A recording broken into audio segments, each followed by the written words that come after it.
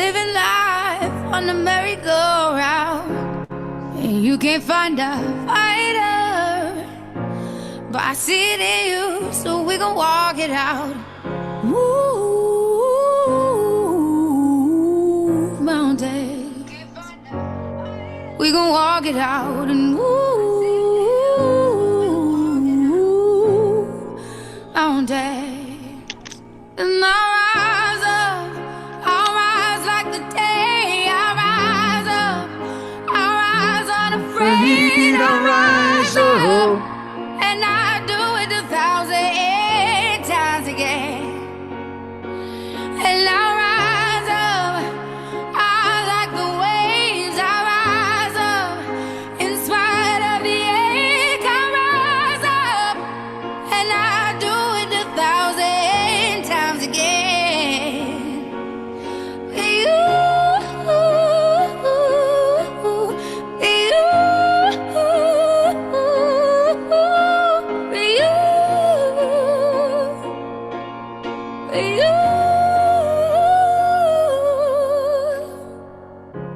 The silence isn't quiet, and it feels like it's getting hard to breathe. And I know you feel like dying, but I promise we'll take the world to its feet. Move mountains, bring it to its feet. Move mountains. And I'll rise up, I'll rise like the day. I'll rise up, I'll rise unafraid. I'll rise up, and I do it 1,000 times again.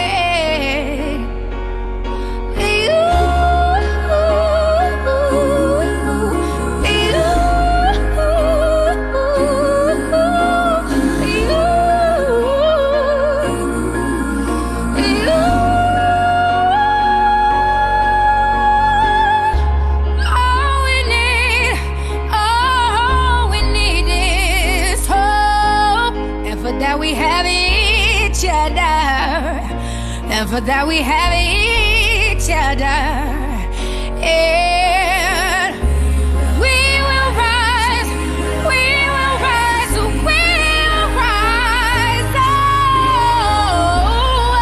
oh, we'll rise. Are we live? Hola. We are live. Welcome everyone, and welcome to tonight's Lancashire User Forum. We've got a right show for you tonight, people. As you know or may not know, we have certain themes that we run at here at the Lancashire User Forum, and it's like a rolling theme. Tonight is about hope. We've also gone for a bit of a dual theme. So we've got hope, and it's also about strong women. And my God, we've got some strong women on here tonight. Before we start, I'm going to do some introductions. Can everyone please hit the like button? Can they also hit the share button? So share it to your own Facebook pages, share it to as many groups as you can. Let's spread some positivity, some love, some good positive vibes, and spread a bit of hope. I think Emma Dagger says the hope shot. Let's get some hope shot blasted out there. First of all, my delightful, beautiful, incredibly strong friend who makes me laugh on a daily basis, the beautiful Emily Rook. Would you like to introduce yourself, Emily Rook? I thought you were going to say Kevin, then I was thinking, is she going to say Kevin? Obviously, I know Antonella Uncensored is watching this tonight. Nelly, who's the Instagram mania, she's just come on here to support. She put, good evening, I'm here for the first time to support my Emily. Come on! So lots of people. So yes, I'm going to be co-hosting. I'm a bit nervous, but I won't come across as it because I've got a big mouth. So do we think Antonella's going to share then? Because she's got how many million followers? Antonella is very, very famous. Antonella Uncensored. She's been on this morning. She's Well, that would be handy, wouldn't it? Yeah, so hopefully, you know, she if she can share this, that's it. Get some recognition for Red Rose Recovery and the Lancashire User Forum. So Emily is co-hosting. The usual job is taken to Kevin, and even though it's strong women, he refused to wear a dress and a wig and lipstick. But the lovely Mr. Kevin Henderson is going to do your comments and shout outs. Would you like to introduce yourself, Kevin? Yeah, I can do that. Hello, everybody. My name's Kevin, team leader for North Lancs Red Rose Recovery, advocate at Lancashire User Forum. Lovely. Next of all, we've got two ladies, a lovely Rachel and a lovely Lisa, both from the 360 project. Rachel, would you like to introduce yourself? Yeah, my name's Rachel Hale and I'm service manager at Edge 360. And Lisa Graney. Hello, I'm Lisa Graney and I'm the team leader at Edge 360. And next, we're gonna go straight in, I think, here. We've just had a bit of a brief preview of this lady, so I hope you've got your tissues, because we've all got goosebumps and we've had a quick blast of this lady. We're going to hear some of her story. The lovely, incredibly talented Miss Kaylee Taylor. Would you like to introduce yourself, please? Hello, I'm Kaylee, of X Factor 2017. I'm the one with Simon Cowell's name tattooed on my back. And I've still got it. It's real. Is it real? It is, yeah. I was going to say that was just, if anyone hasn't seen it, go on YouTube and have a look at the 2017 But if you audition. stay tuned, I'll show you. Oh, even better. I like it. I like it. Yes. If I was getting on telly, it was with a Simon Cowell tattoo. No one's going to turn away someone with a tattoo with Simon Cowell, are they? I like that. That's a good concept. Exactly. See, there's some hope right there. There's some hope and some bottle to do that. It's absolutely. I even got Ant and Dec's name tattooed here a couple of years ago, so because I want to go in the jungle. I actually am. Oh, I might get Pete Yarwood tattooed on. I might, you know, Pete Yarwood, and then when next meeting, I can just shop. Do you know that's a great idea? We both get jobs then, Emily. Not impressed at all. Please. Are we introducing now Pete Yarwood, or is he just as a background? Yeah, of course, I'm here. Come on then, Peter. I'm Pete Yarwood. I'm the founding strategic engagement lead. And speaking of strategic, that was a strategic move, Kaylee, wasn't it? Tattooing Simon Carroll's name on the back. And it worked, didn't it? You know, it got you right in there. I've got 3 different blokes' names on my back, but none of Tom's, me fella. Oh. Right, okay. Well, he sounds like he's really in tune and in touch with himself, then that he could be all right with you having knocked that on your back. Sounds like he's really supportive as well. So he is. Shout out to Tom. A definite shout out to Tom. Do you think we should just kick off with a tune straight in? Go straight in and let's see if we can wow people. Yeah, but before we do, should we just say, if you want to see Simon Carroll's tattoo on Kaylee, you're gonna have to hit the like and share button. Oh, definitely. You are. There's 34 people tuned in live and direct with us tonight. Hello, everybody. But we want to double and triple that number. We want to get it right out, boot it into the hemisphere. Hopefully then, if Kaylee starts belting out some tunes, the word might get round and we'll have a few more viewers. What do we reckon? Amazing. Amazing. Come on then, Kaylee. You ready? Tune. Ready. Go on then. Let's have a look. Should we do that one first? Never enough. Yes. Go on then. Absolutely fantastic. Go, girl. Let me get Let's my tissue. do this.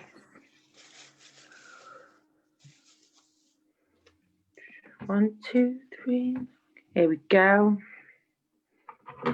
1, 2. Here we go. 1, 2.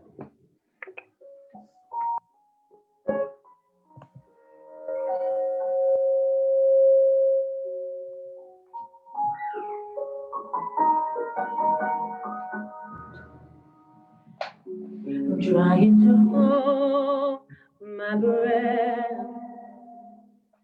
let it stay this way. Can let this moment end. Set up a dream in me, getting loud. Can you hear it echoing? Take my hand, will you share it with me? 'Cause darling, without you, all shine with a thousand spotlights, all stars we see in the night sky will never be enough, never be enough. Hours ago, still too little. These hands would hold the world, but it'll never be enough, never be enough for me. Never, never, never, never, never for me. Never enough, never, never, never, never for me, for me.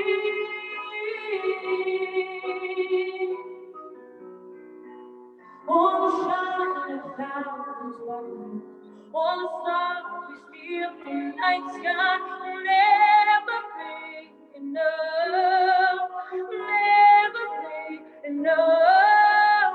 Towers of gold are still too little. These hands could hold the world, but it'll never be enough, never be enough for me. Never, never, never, never, never for me, for me. Never, never, never, never,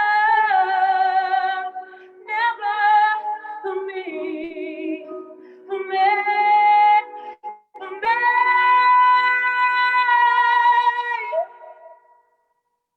Oh, bloody hell. Oh my God. I know it's not 100%. I'm just trying to sort the music out in the background, so I do apologise. Apologise. That was amazing. Oh my God, I've got tears in my eyes. Oh, That sorry. was beautiful. Oh, you Oh. are one hell of a woman. That's incredible. Why can't I sing? It's really. I've bought a karaoke machine. I've treated it for Christmas, but I'll probably be evicted by January. We had a practice the other day. It's dreadful. Give us another one. Give us another tune, Kaylee. That Just was wound us up there. absolutely amazing. I've got tingles. Yeah. Can you do another one, Kaylee? Can you give us another one before we talk to you? What do you want me to do? Another one? Yeah, before we hear your story, can we have just one more? Yeah, I'll do it now. I will do Hallelujah for Lisa. Oh, right. I was going to say, Kaylee, the heart buttons have gone wild on Facebook. Oh. You're getting a heap load of love. Here we go, right. Right, we'll start singing, Les. Where's my microphone? I've got my husband's here, the good man. Help me out. Ready? Lisa, this is for you. Thank you, sweetheart. Go on. 1, 2. I will do. Can't hear it. This is a bit of Hallelujah. Hallelujah, hallelujah. Can't hear it. 1, 2. Take my book now. I heard there was a secret chord. David play and he praised the Lord. You don't really care for music, do you? When it goes like this, the fourth, the fifth, the minor fall and the major league, the baffled king composing hallelujah, hallelujah, hallelujah, hallelujah, hallelujah.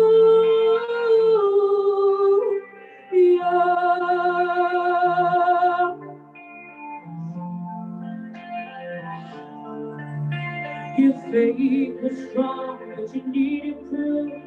I saw her leaning on the roof, the beauty and the moonlight overthrew you. Well, she tied you to the kitchen chair. She broke your throne and she cut your hair. From her lips, she drew the hallelujah. Hallelujah,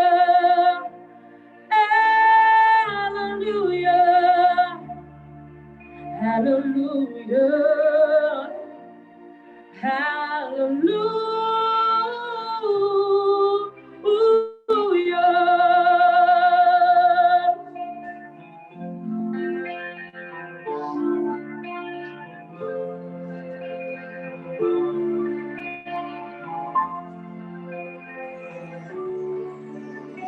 well, maybe there's a God above, but all I ever love from lovers how to shoot somebody who out to you. Well, it's not a cry that you hear aloud. It's not someone who's seen the light. It's cold and it's a broken hallelujah. Hallelujah. Hallelujah. Hallelujah. Hallelujah, hallelujah, hallelujah, hallelujah, hallelujah.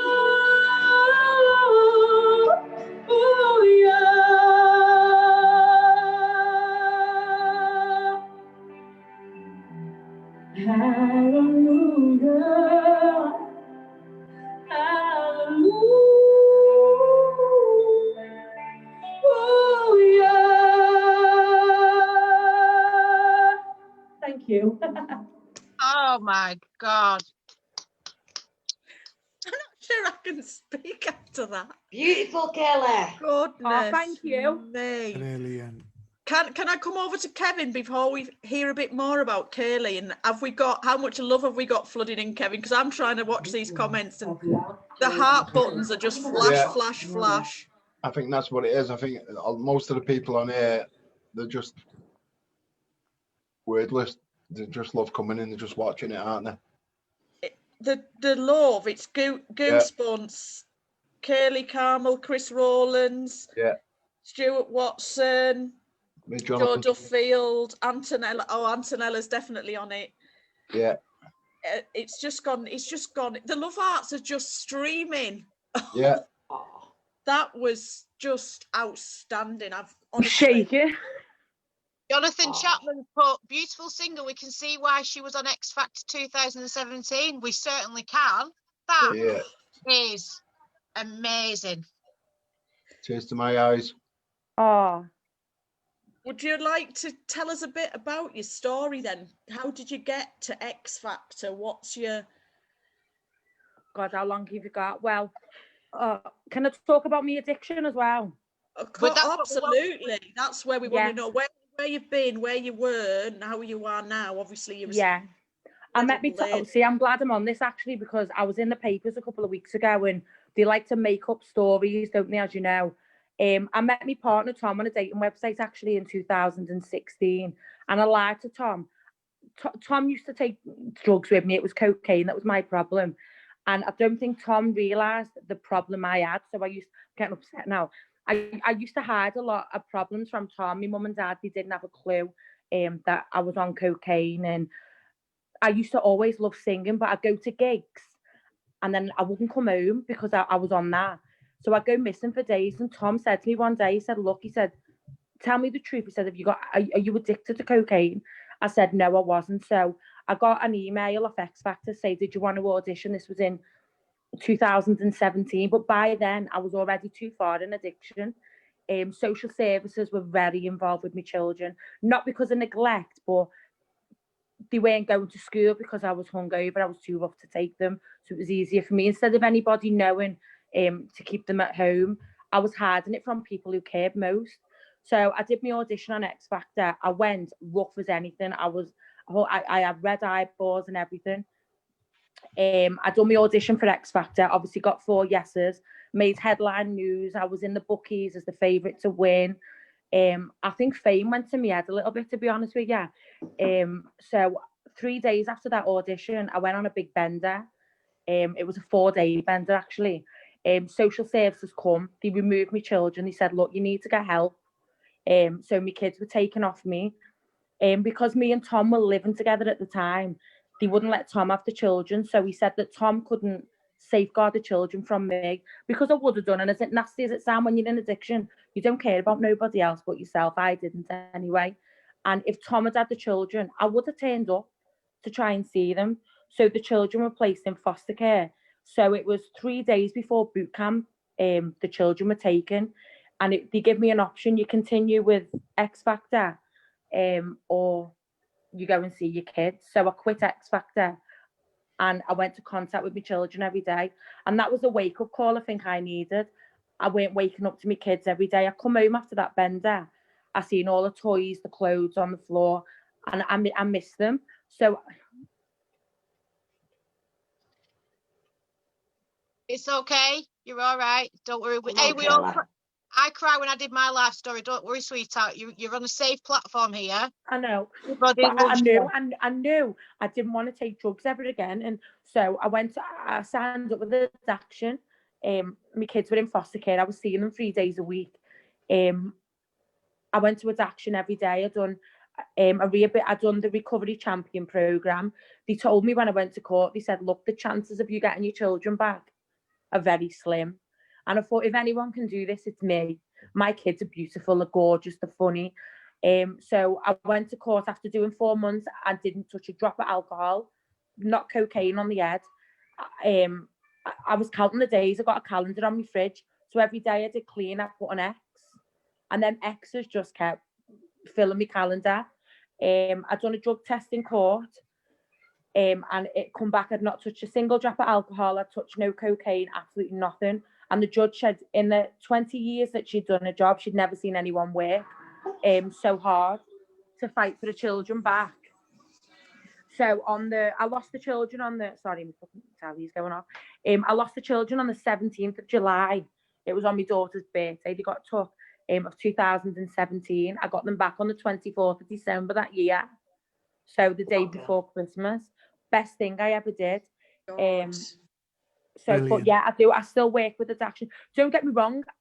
I still think I'll be all right if I have one drink, but I know for a fact the risk I've got of losing my kid, and it's not worth it. And I think what I worried about most as well was the thought of never having a drink or using again. That frightened me, because I didn't want to be the odd one out, if that made sense, while all my friends were going out. When now I enjoy just setting my equipment up in my living room, knowing my kids are upstairs in bed. That's incredible. That is amazing. That is, and I put, it just shows that we can and we do get better. I completely get where you were saying. I used to think, how am I ever going to go to a wedding or a christening? Yeah. I'm never going to go out to and dance. I'm never going to be able to dance again, because it freaks you out, doesn't it? But it's literally a day of time. What an absolute inspiration you are. What an absolute amazing woman. Well done. But I think what I've stopped doing as well, I've stopped judging other people. It's like I used to see people begging on the street or drinking, and that could have been me, and you don't know their story or what they've been through. Yeah, exactly. So how long now? I know for a fact, it's what they say. I know it sounds stupid. I fast forward how I used to be. So I know if I had a bottle of wine or 2 bottles of wine, I fast forward how I'm going to be in 2 or 3 days. And I won't do that no more, because my kids are happy. I've got a beautiful home. Tom stood by me through 7 years of complete and utter horror. He lost his kids. Tom had no children before he met me. He took me 2 oldest on as his own. Since losing the children, we got them back. We've had another 2 little girls, Amelia and Isla. And on Monday coming, we go back to court, and we're off social services now completely. So it does help. We've been on social services for 4 years, and on I rang Monday Kaylee the other day just about coming on the LUF, and it just sounded like my kind of house. I don't have my children living with me. They live in the North East, but it's not because they've been taken off me, although I did have social services involved when I was heavily drinking. But I was blessed that I had the dad was there, and my mother-in-law was sort of in the same village. Otherwise, I'd never have kept my kids. But when I rang you the other night, it was just madness. The kids I was like, oh, it sounded brilliant. If I go to the toilet now, I've got Isla sat on my knee. But yeah, love it. You know what? And it does. I don't judge anybody now. And it's like, when I lost my kids and I was going on all these recovery courses, these people were fighting for their children back. And social services aren't there to be nasty. They generally want to help you. Social services were my best friends. Losing my kids was the best thing to ever happen to me.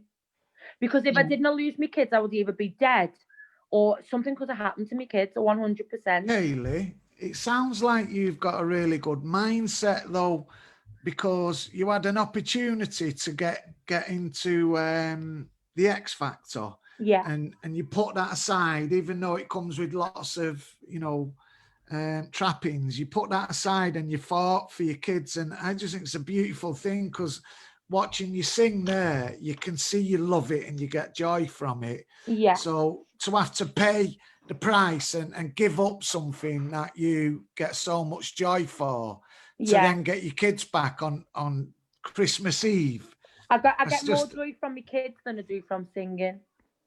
Are you going to go back on though? Did you say X Factor? Do you know what? I got an email because I was in all the papers. Even One Direction tweeted about me saying I was their favourite, Louis Tomlinson. And I was meant to it's all over Twitter. He said I was the best he'd ever heard. So I got an email this year asking me to go back. And then bloody coronavirus come, didn't it? So we couldn't go. Oh. So I'm going back on next year as a favourite to win. Go on, girl. We will be rooting for you. We will all be rooting for you. Oh, yes.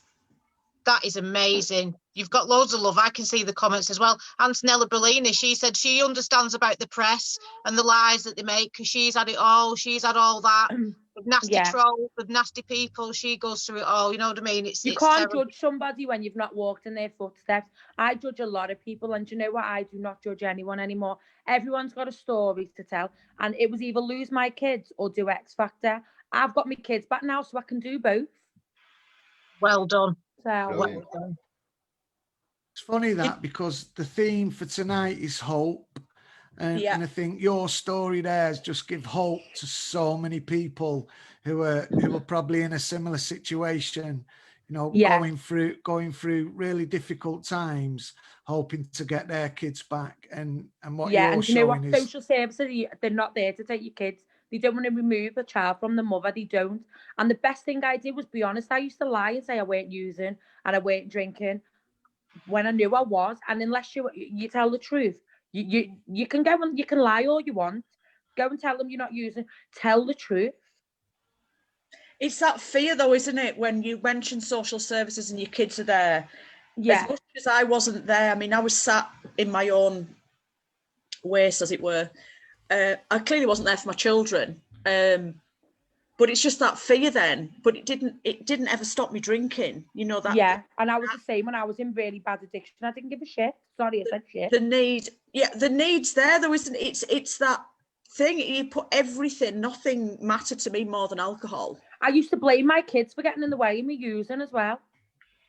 Yeah, we've all done that one. Neil McNicholas said, can you ask Kaylee, does she know Lee McNicholas? He's executive producer director for X Factor, and it's his brother. No, but tell him to message me and I will know him. Put a word in. Put a good word in. Yeah, put a word in. Do you think Nicholas, put a good word in, please, to your brother, executive producer, director. God, I can't even say that.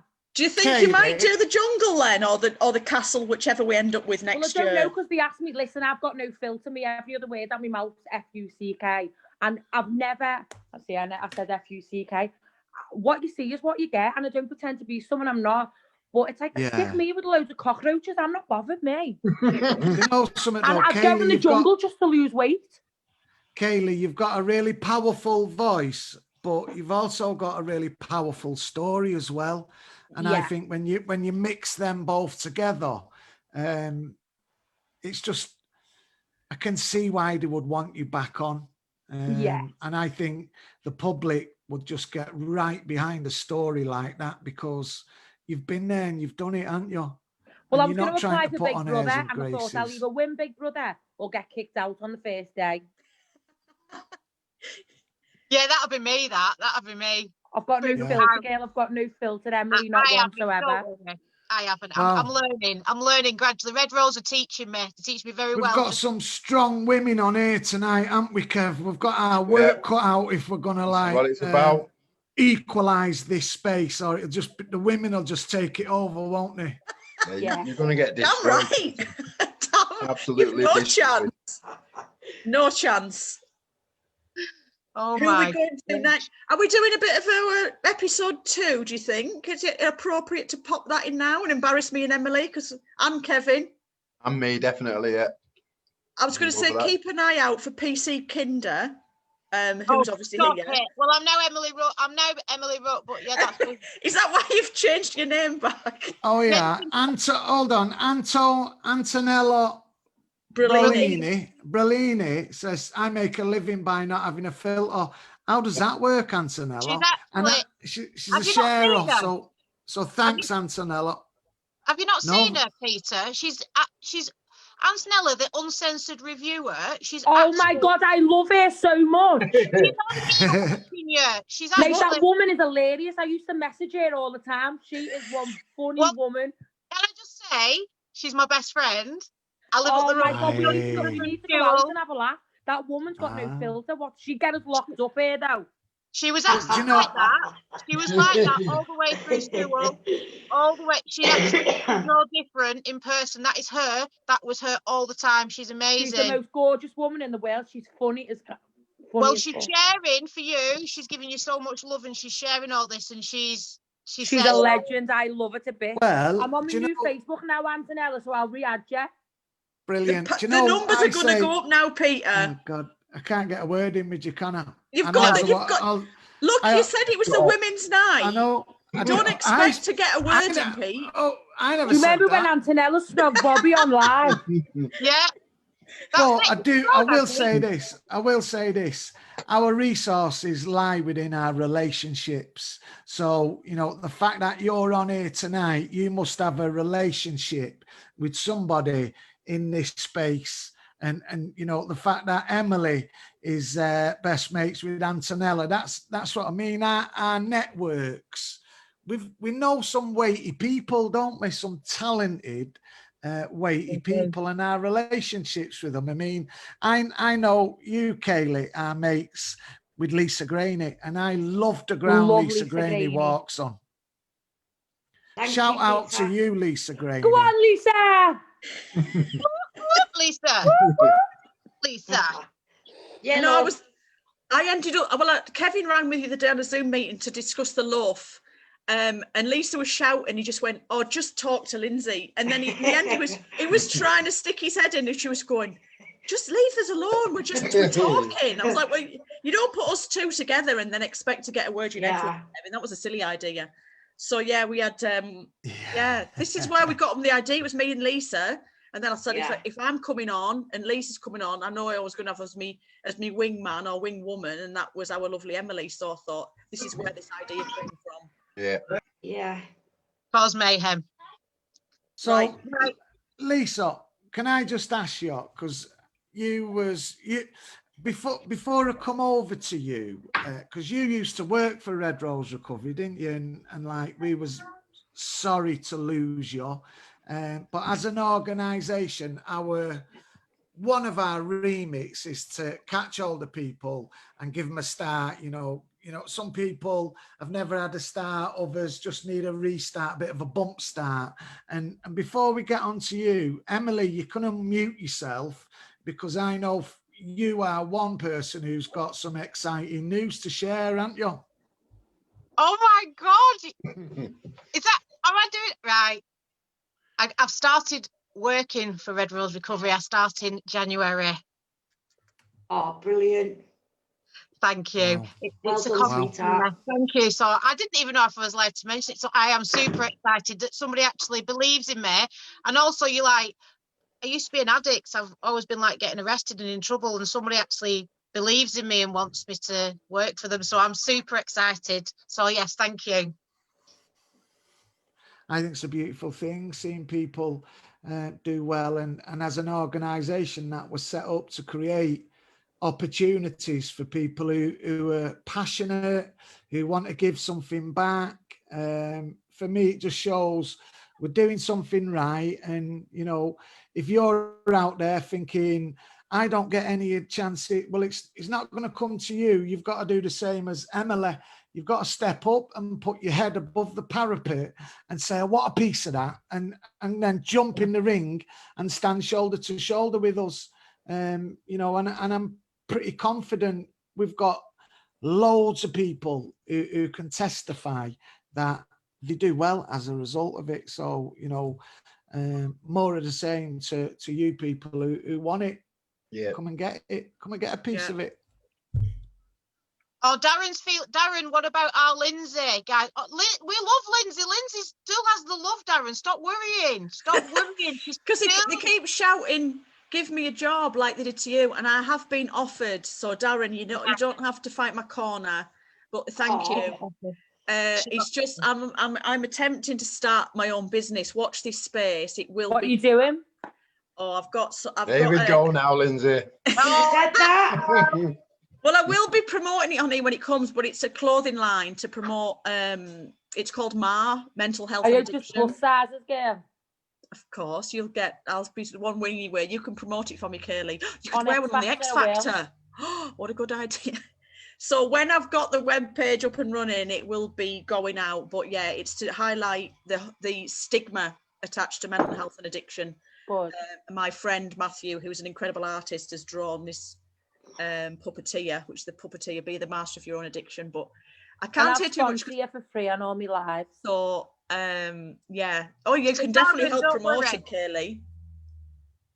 We don't want Darren worrying about you. Antonella Uncensored, that pissed me off. That I love it a bit. She's put loads of comments on here. She's even got her own column in Chat Magazine. She's an agony aunt. She said that this page will help her promote. So we're helping Nelly and she's helping us, Pete. I think that's not a bad idea, is it? Kevin, she's an ambassador for the Frank Bruno Foundation, and I've just sent him this. He will love it. Go on, Nelly! Go Frank Bruno! That's handy, isn't it? Are we going to show our episode 2 and get the embarrassment out of the way? Because I do. If you notice, please, people, if you're watching it, episode 2 of Puzzle Productions, which is a group we started, puzzled, as in we're all a little bit, you know what I mean, a bit broken puzzle. We come up with this name, and it's like a drama group we do on a Monday.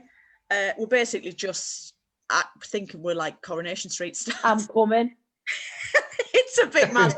But if you could play a particular notice to PC Kinder, who is our Emily. Oh, stop it. I'm Terry's wife, and the desk sergeant who's got a little tape on his glasses is our Kevin. So just to highlight that embarrassment before we play puzzle episode 2. We're coming up then. Yeah, we'll just get that because it's gonna be shown, so I may as well get the embarrassment out of the way. We need Peter to spotlight the share. I hope there's no dirty pictures on this. Done. It's done, mate. You want to spotlight this bit? Have you done it, Peter? Yeah. There you go. I'll put it up. Oh my God. You ready to go then, yeah? Yeah. There we go.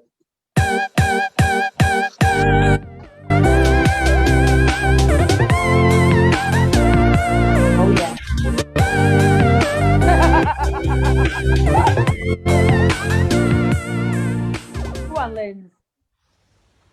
right, guys. What a Hiya. long day. Oh, late for work. Claire didn't wake me up this morning, so I've just come for a pint. Craig, get me a pint in, mate, please. You all right, Gary? Yeah, what pint do you want, mate? Gary, do you want a pint as well, too? Get me a pint of vodka, mate. That's how my head is today.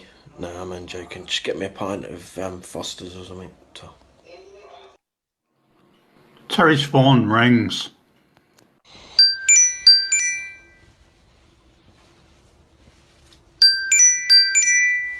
Hello.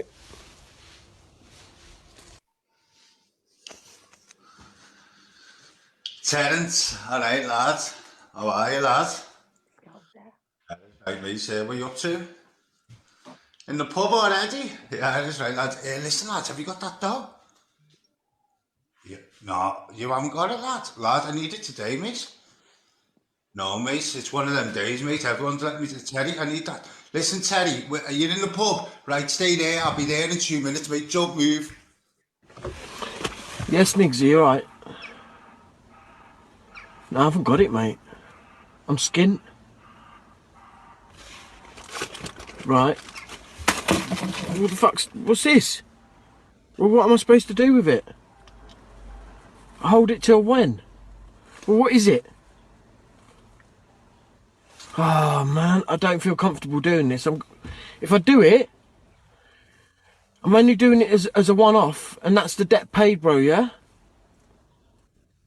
Right, okay.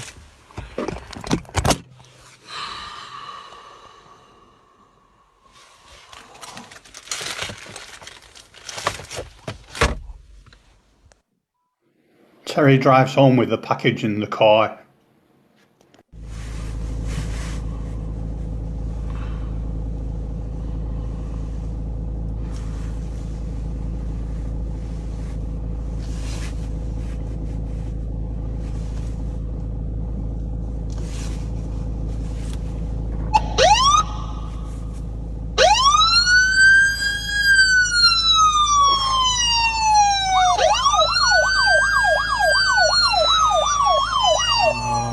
What's going on, man? Police.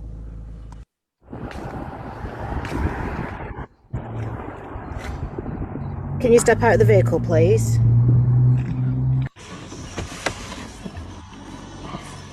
Who are you? What you pulled me over for? I'm from the CID, Detective PC Kinder. So if you could just step out of the car, because I've asked you nicely. I'm asking you one more time. Step out of the car, please. I'd like to have a chat with you. The police searched Terry's car.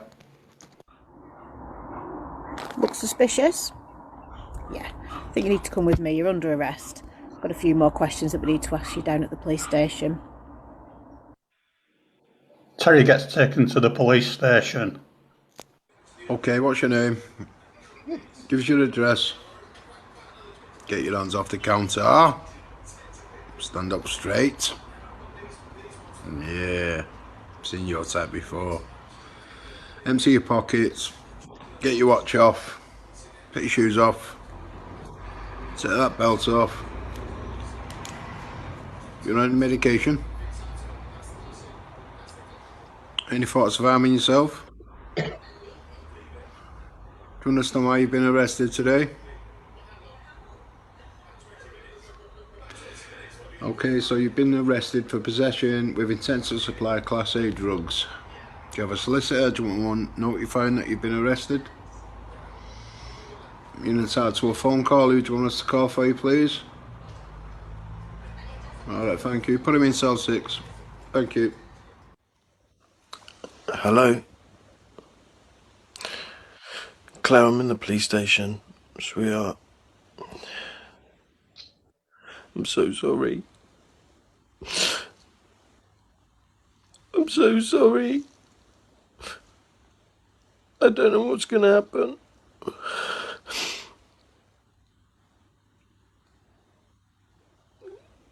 I found something in the glove box. I don't know.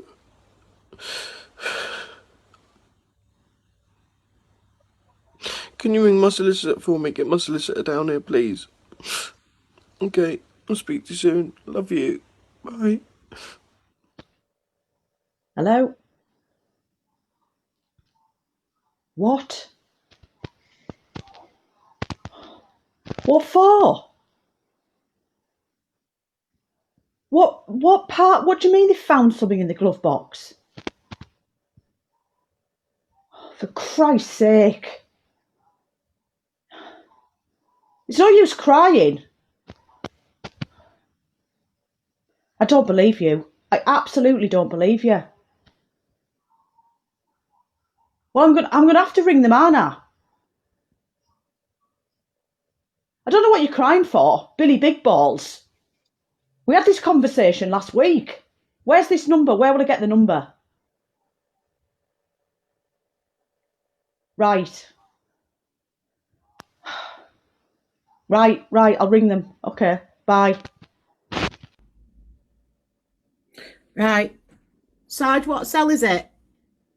Cell 6. Right, come with me, please. We'll come and speak to you in a minute.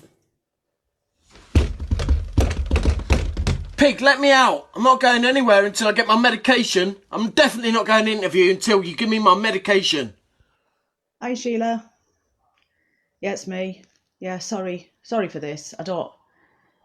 Just had a phone call. Yeah. It's in the police station. I know. I don't know what to do. I know. I don't know what to do. Honestly, he's asked me to ring his solicitors. I've got the number, but I don't know what to do though. What am I going to do? I've got the kids. There'll be bloody social services knocking on the door next. I know. Leave them to bloody rot. I don't know what you expect me to do. I'm just about sick of it. I don't know what to do. Yeah, can I just leave it with you? I've got to go and pick the kids up from school. Yeah, I'll speak to you later. Okay, bye. Hello, hi Soph. What? It's what? What the hell? Oh my god. Oh.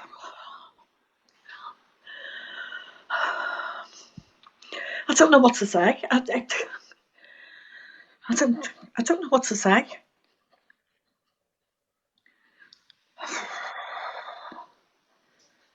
Has he even got a flaming solicitor?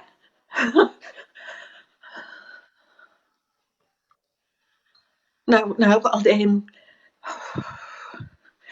and have a word with Mike. I knew we'd do this. What's he trying to do? Kill us all? Oh my god, what an idiot. What a flaming idiot he is. No, don't be worrying. Don't be worrying. The kids are here. We're here. We're here. If you need the kids down here while things are getting sorted, that's all right. We're here. Oh my god. Oh hell. Bloody hell. He knows how to get into things, doesn't he? And it is. He's ruined his bloody life. Okay. Right, bring me back as soon as you can, love. We're here. Tra. Wanting nice things, spending all his money. No wonder he's always drinking all the bloody time. She never leaves him alone. I'll tell you what, Sheila, I'm going to pub. Meanwhile, back at the police station, Terry is being interviewed.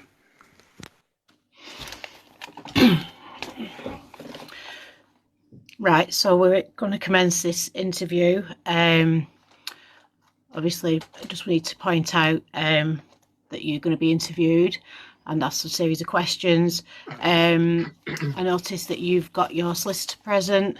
I'm PC Kinder. I'm going to be taking the interview. So, how do you know Nigsy? Neil, can you tell me what the connection is there, please? Do you understand why you've been brought in? There was quite a large package found in the glove compartment. Can you tell me anything more about that, please? I need to know why that package was in your car. I need to know what your connection is with Niggs.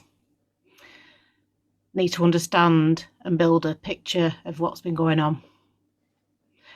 Because you're in quite a lot of trouble. I hope you realise this. No, this is serious. This is serious. Class A drugs found in your car. Not a good start.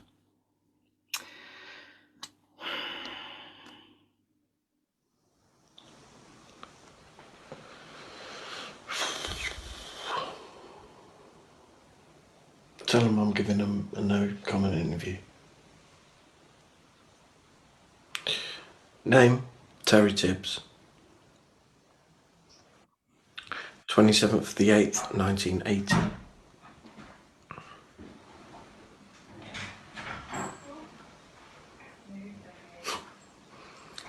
No comment.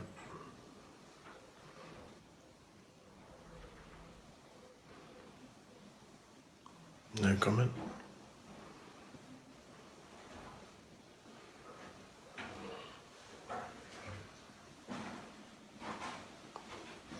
No comment.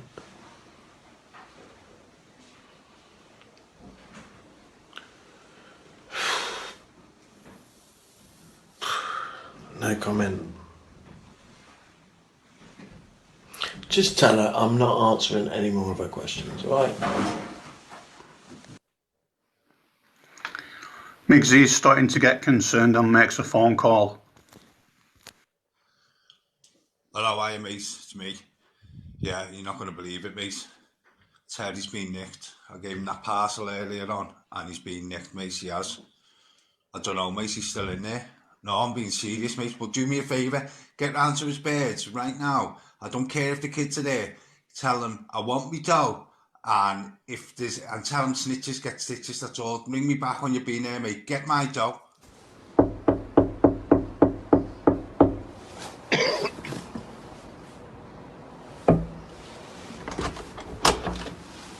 Are you Terry's wife? He owes me money. If you haven't got that parcel by 10 o'clock tonight, there's going to be trouble. So you best get in touch with me, or there's going to be trouble at your door. I don't care if there's kids here or nothing.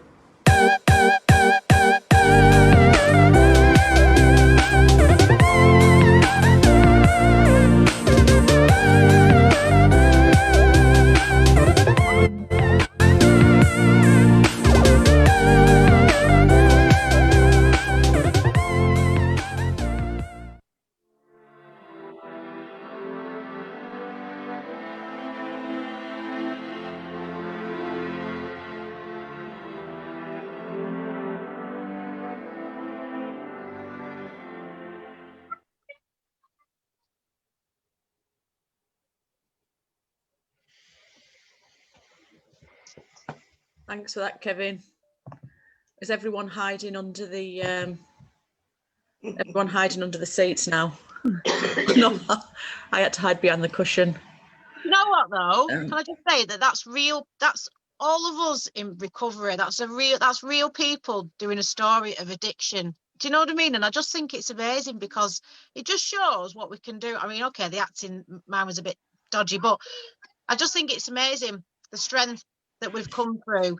You know where we are now, and we can put it into a little series of what happens in addiction and the madness and the fact that the families are all involved. It involves everybody. That addiction, it's a family disease. So I just want to say well done to everybody actually, because I really enjoyed watching that. I got quite into it.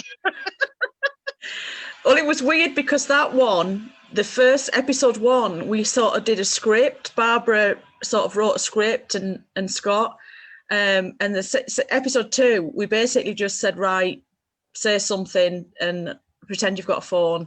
And it was just, there was no script, so we just winged all of that. So it was just us messing about, really. But the group's just so much fun. It's just one of our groups. So while I'm on that subject, if you go to our Red Rose page, you do want to be involved. That one's Puzzle Productions. There's a calendar on our Red Rose page. If you want to get involved in any groups, there's pretty much every day We have such a massive variety, and it's how myself and Emily met. Well, I've never met this lady, but the connections on there, we need to connect. We need to be around people who get addiction, who get recovery, who build each other up.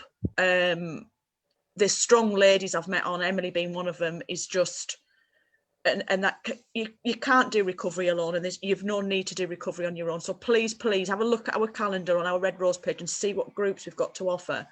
I'm hoping Kaylee's, I've just private messaged Kaylee. It is real. You're absolutely right, it's real, and it does, you know, it brings back stuff, and it brings back memories, because, you know, we've created a lot of crap and heartache in our lives, but we're all in better places now, and it's hopefully when people are watching this, they'll see that, you know what I mean? We are in a better place, and it's hard to not look back and remember and have sad times, but we're in better places now, us ladies on here. Antonella's just shared it. She said she's an ambassador for the Frank Bruno Foundation, and I've just sent him this and he'll love it. We've got our Willie McBlain. Willie's tuning in. We need to pick up a conversation with Willie and help him get that book published. Chris Rowland, shout out the Dirty Gecko. He's hanging in tight as ever. Stuart Watson says PC Emily Rook. We've got, you know, loads of people hanging in from the community. Can I just ask Lisa and Rachel to tell us a little bit about that 360 project, because I'm really interested in it. And I mean, I know, Lisa, you went from Red Rose Recovery to work for Emerging Futures, and you're doing some great work with them, but you've stepped up again, haven't you, to do something different? I have, Pete, yeah. Last time I was on here, you said to me, one day you will be a manager, you will be a team lead. And the next time I'm on, I am.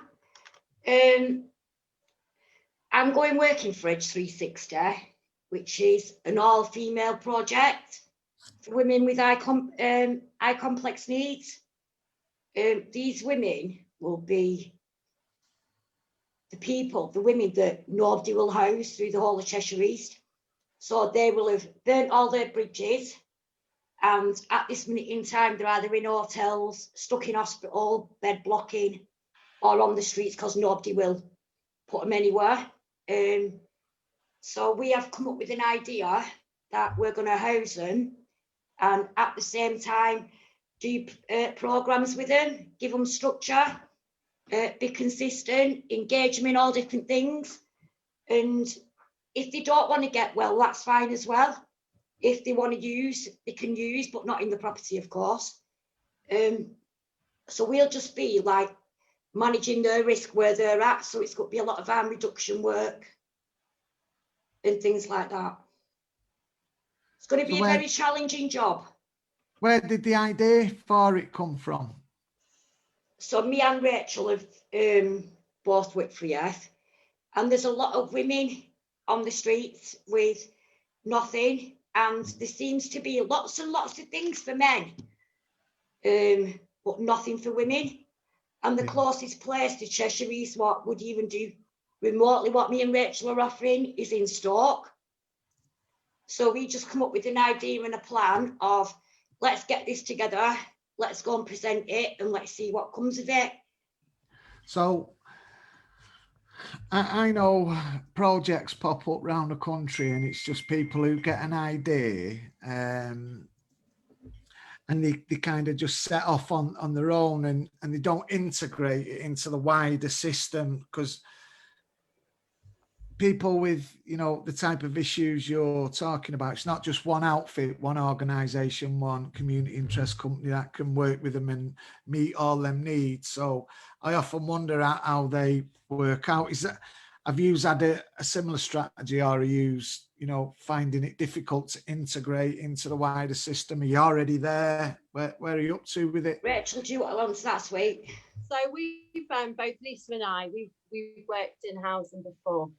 Lisa for much longer time than me, but we've both got experience of reintegrating these people into the community. So that's working with the CGLs, that's working with ES, that's working with adult social care, that's getting people in doing piloted programs. So we're very aware of the fact that, yeah, we can do so much. We can provide a safe environment, we can provide stability, we can provide that love, we can provide boundaries, we can do all that stuff. And we can do groups ourselves, interventions all day, but we're very well aware that we've got to, this is about them reclaiming their citizenship and them getting back into the community. So it's a multifaceted approach. It certainly isn't come to us and we'll get you better ourselves. Absolutely not. It's a team effort. I have to say, you know, some of the people that we've worked with, we've gone and had a look at the properties they live in, and you know, they're well funded. Some of these providers, they're well funded, but when I look at the properties that they've got, some of the most vulnerable, broken people living in, you know, I wouldn't put, like, it's just, I don't want to say what I really think, because I'll probably get in trouble with the board of trustees. My screen's just gone blank, sorry. Is that meant to, is anyone else's? See you. Oh, I can see you, Rachel. We can see you. I suppose what I'm saying is, you know, some of the properties that people are expected to live in, even though they're well funded, are really substandard. Right. Well, these are brand new. These are brand new properties that we've secured. So they're being built right now. So it's high standard, high quality accommodation. We've managed to secure some donations from Origi Bianchi, M&S. So it's going to be a nice environment, nice outside area. So yeah, hoping to provide that. So I get what you're saying there, Pete. Just hoping to provide that extra level, if that makes sense. And I think there's a quote by Wolfgang Goethe, and he says, treat a man as you find him and you make him worse, but treat him as if he already were what he potentially could be, and he'll become what he should be. And I think, you know, what I know of 360 Project, you're treating people like they already were where they potentially could be. And I think my experience is when you start to treat people like that, they step up to it. It's when you treat them like shit, you know, that they just think, well, if, you know, why should I bother? If you're going to knob me off anyway, I might as well, you know, if you don't believe in me. Yeah. You know, so. Lisa and I, just quickly, Lisa and I, we're one of these complex needs women.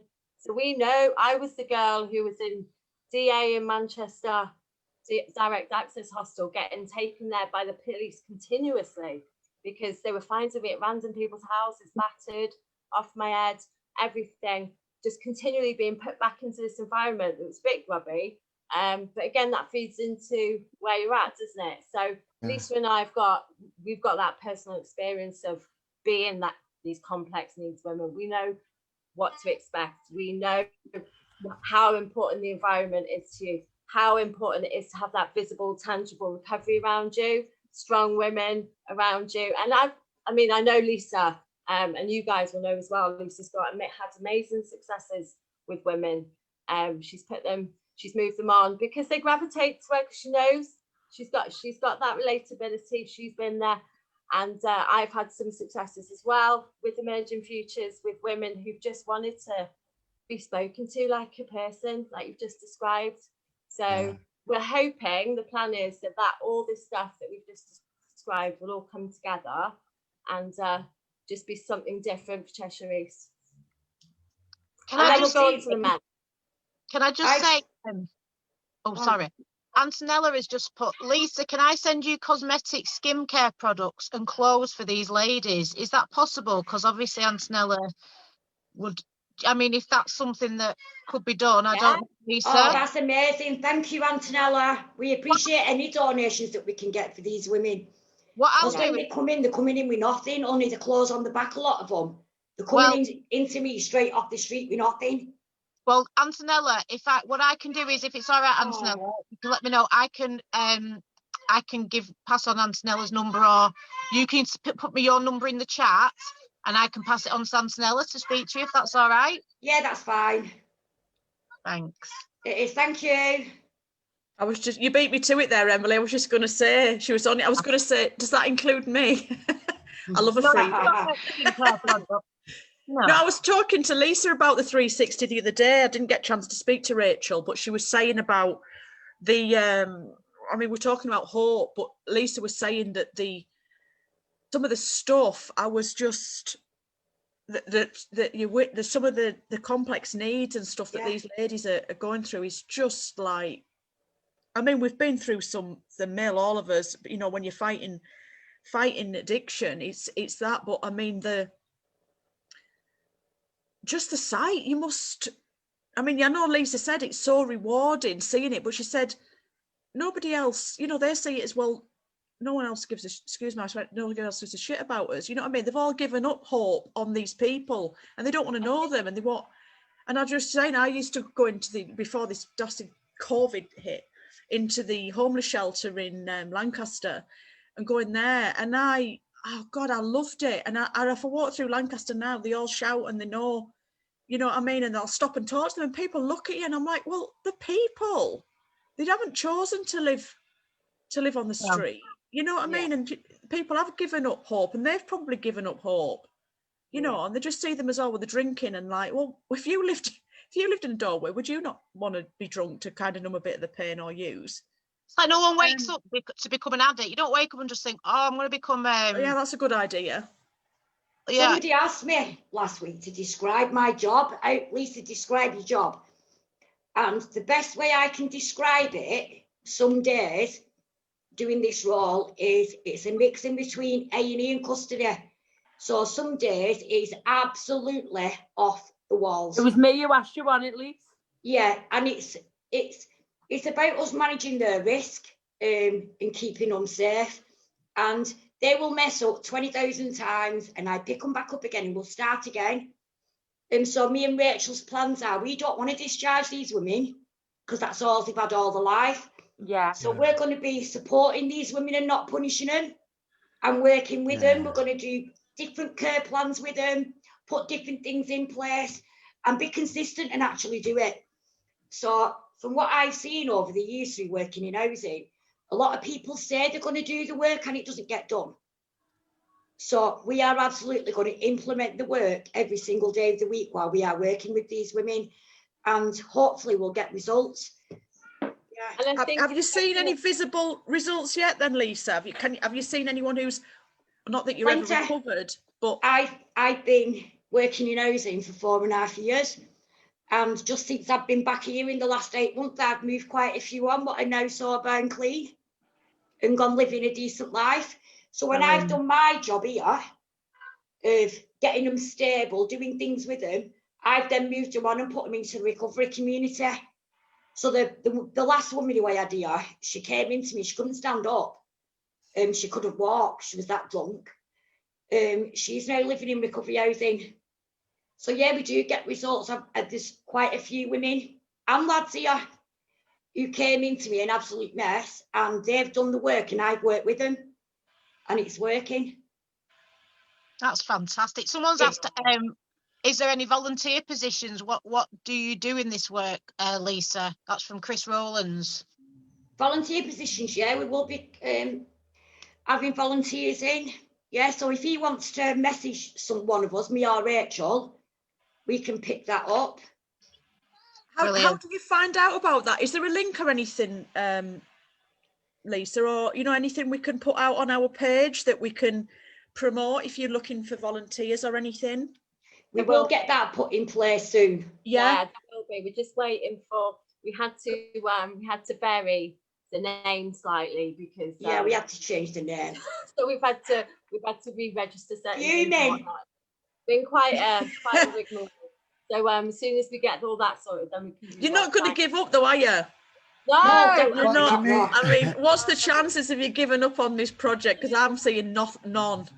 No. These taken over Preston. She's got plans absolutely everywhere. Yeah, so I want to roll this out in everywhere. So once me and Rachel have got it sorted in Cheshire East, in Macclesfield, then if we can find enough money to open one somewhere else, I will train them all the best I can. I worked for 4.5 years with complex needs people, so I will train them everywhere and do that all over the country. That is our big vision. What's wrong with the name? So well, there's already an Edge 360, so we've had to add something to it. So we're not. What's the word? It's now Edge 360 engagement. So me and Rachel was like, Oh. No. What should we be? Just a name. Yeah. We sorted it. So it's exciting times, Peter. I've never been a team lead before either. So I'm going to be learning a lot more stuff as well. So as an engagement worker and as a project worker and dealing with complex people, I can do that in my sleep. So I've got a load of new challenges. But I've got Rachel who will train me up. So I'm confident in that. I'm confident I'll be good in that role as well. So I've got pretty much quite a lot of confidence in you both as well. Some fire in your bellies, because when I was talking to you the other day, I thought, wow, this woman is on a mission. Yeah, we are on a mission to get things right, and both me and Rachel lived a life of. Really. Come on, Rach. Just saying, touching on what Pete said before about, anyone can set these things up. Anyone can go and be a CIC. Anyone can go and get the council to pay money for a housing project.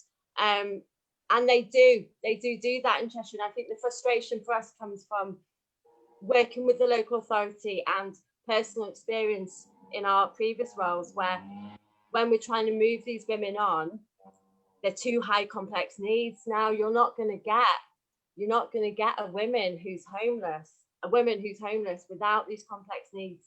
They're always going to, they come without their children. They've got an offending history. They've got substance misuse, soliciting themselves, etc. You have to do that work. So if you're going to be funded for it, do the work. Simple. So that's where we've got frustrated, if you get what I mean. So that's why that makes us more determined to do the stuff that that we know works. But absolutely, there's no stopping this project. No. Well, Deb Taylor has put Lisa Graney making me proud. Well done, sweetheart. Thank you, Antonelli. We love you, Lisa. Thank you, Antonelli. You will make an amazing difference. And Lisa, you are a star. Oh, thank you. Deb is one of the clinical senior practitioners in L&D team who I work with in custody.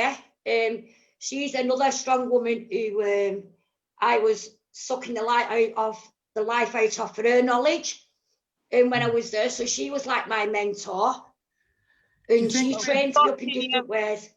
She's watching you, and much love to you, Deb Taylor. You amazing woman. Another strong woman. I like the strong women. I know. Shall we just get rid of Pete and Kev? We don't think we need them anymore. Yeah. Oh, we love Ken. Can I just ask one more question? Johnny joking. Let me just ask another question. Do you think we have... Say I told you. Oh. I've cursed him. I told you. With it in terms of there's... What? Am I losing? Yeah, we can't hear you properly. Right, you're back again, Pete. You're back. I was asking, do you think we've got room for more compassion in the system? Absolutely. So a lot of people come in and I don't know, and I've seen it over the years, and it just becomes the norm. It just becomes the job. I don't do this job for a paycheck. I do this job because I want to see people do well. I want to believe in them women, like somebody believed in me and give me a chance. Yeah, it does get lost along the way. I was listening to a lad the other day talking about, I mean, we're fortunate in Lancashire.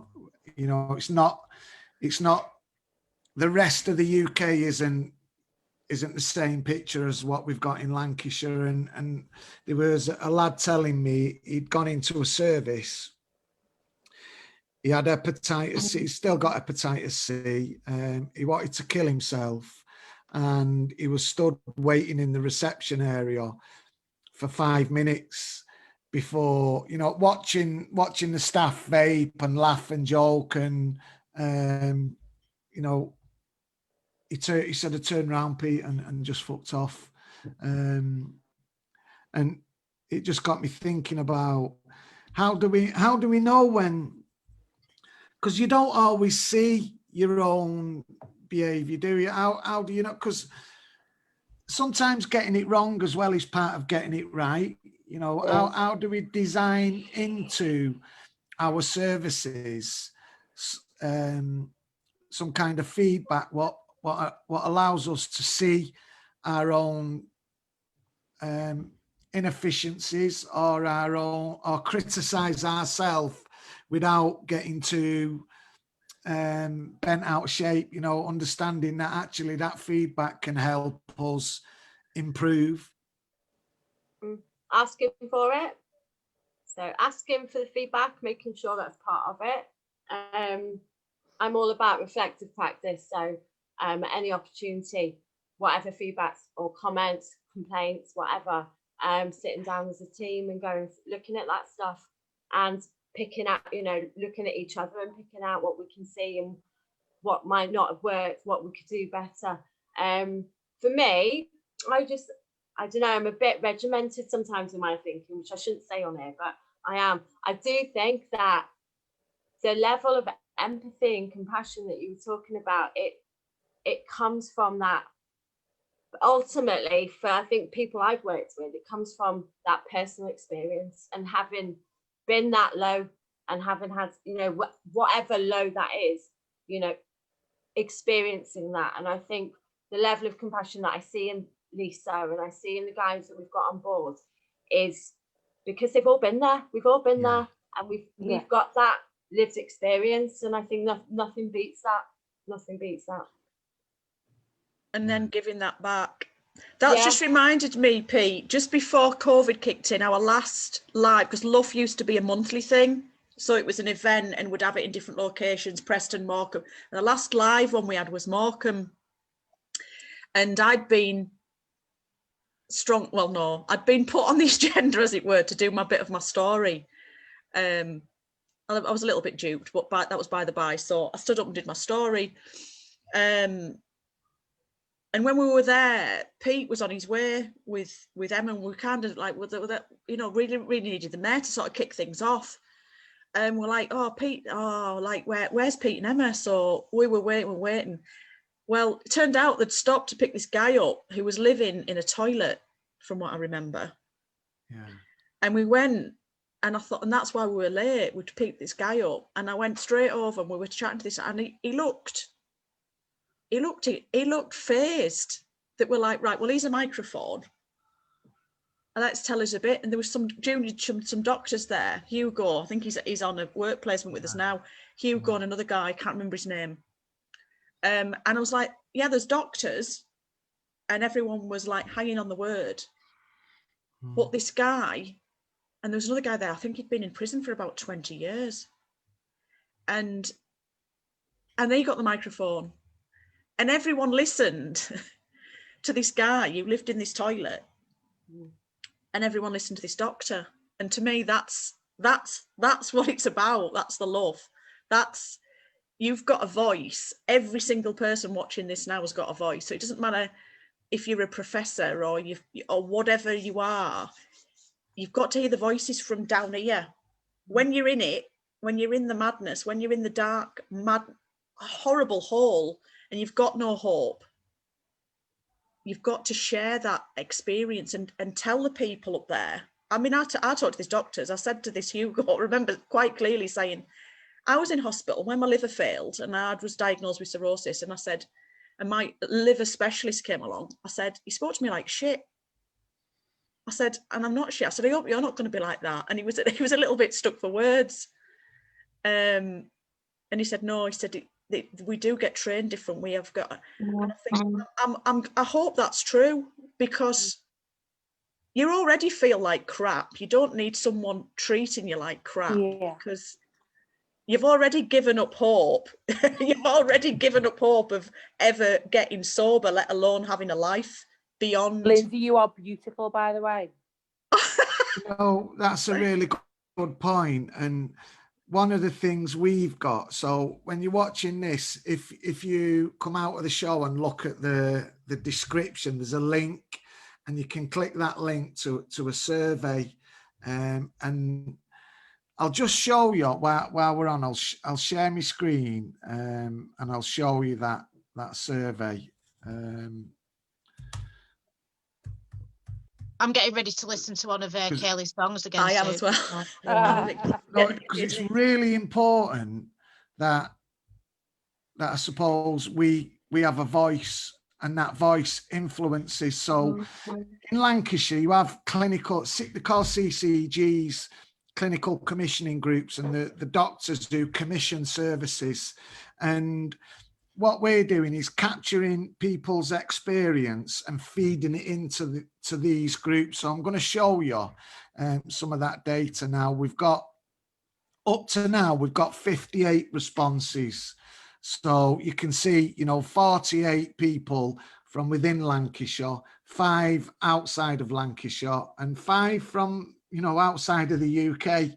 And when we finish this quarter's report, we'll feed it into the clinical commissioning group, and then we'll also feed it back through the forum. But there's another opportunity that's just come out. It's called the NDTMS, the National Data for the Treatment Monitoring System.